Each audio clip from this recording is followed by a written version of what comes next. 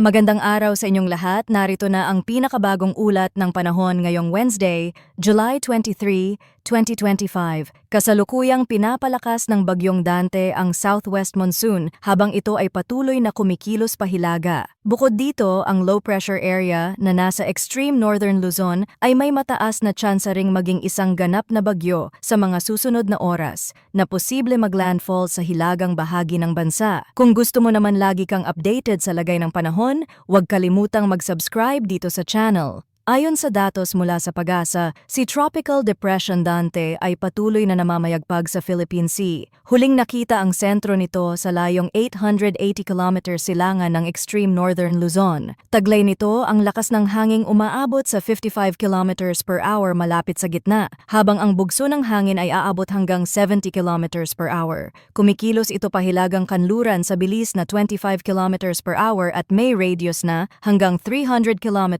ang saklaw ng malalakas na hangin. Wala pang tropical cyclone wind signal na itinaas sa ngayon, ngunit naglabas na ng updated heavy rainfall outlook ang Pag-asa para ngayong araw. Mahigit 200 mm ng ulan ang posibleng bumagsak sa Zambales, Bataan at Occidental Mindoro, samantalang 100 hanggang 200 mm naman ang inaasahan sa mga probinsya ng Pangasinan, Benguet, Tarlac, Pampanga, Bulacan, Metro Manila, Cavite, Batangas, Laguna at Rizal. 50 hanggang 100 mm naman ang inaasahan sa La Union, Nueva Vizcaya, Ifugao, Mountain Province, Nueva Ecija, Quezon, Oriental Mindoro, Palawan, Marinduque, Romblon, Masbate, Sorsogon, Albay, Camarines Sur, Catanduanes, Antique at Iloilo. Hindi rin ligtas ang mga lalawigan ng Cagayan, Apayao, Ilocos Norte, Ilocos Sur, Abra at Kalinga na maaari ring makaranas ng pag-ulang na sa pagitan ng 50 hanggang 100 mm.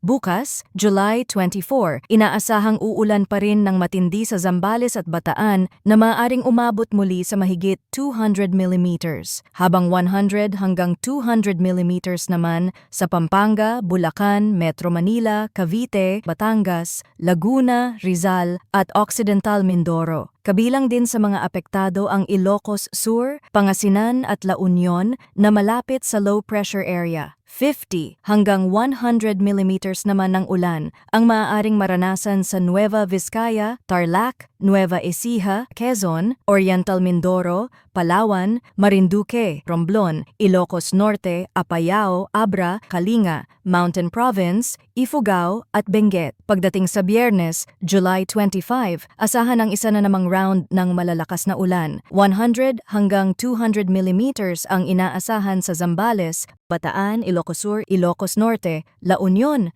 Pangasinan, Abra at Apayao, habang nasa 50 hanggang 100 mm ang babagsak sa Kalinga, Mountain Province, Ifugao, Benguet, Tarlac, Pampanga, Bulacan, Metro Manila, Cavite, Batangas, Rizal, Laguna, Occidental Mindoro at Palawan. Ayon sa forecast track at intensity outlook, si Bagyong Dante ay magpapatuloy sa direksyong hilagang kanluran patungo sa Ryukyu Islands at East China Sea. Kung hindi magbabago ang direksyon nito, inaasahang lalabas ito ng Philippine Area of Responsibility sa gabi ng July 24 o madaling araw ng July 25. Posibleng maging isang tropical storm si Dante sa loob ng 12 oras at bagamat mababa ang chance, nananatili pa rin ang posibilidad na ito ay maging isang severe tropical storm. Sa kabilang banda, ang low pressure area sa extreme northern Luzon ay unti-unti ring lumalakas at may mataas na tsansa na maging ganap na bagyo. Kapag tuluyang nabuo, tatawagin itong Bagyong Emong. Ayon sa datos, posible itong tumawid sa extreme northern Luzon pakanluran, timog kanluran.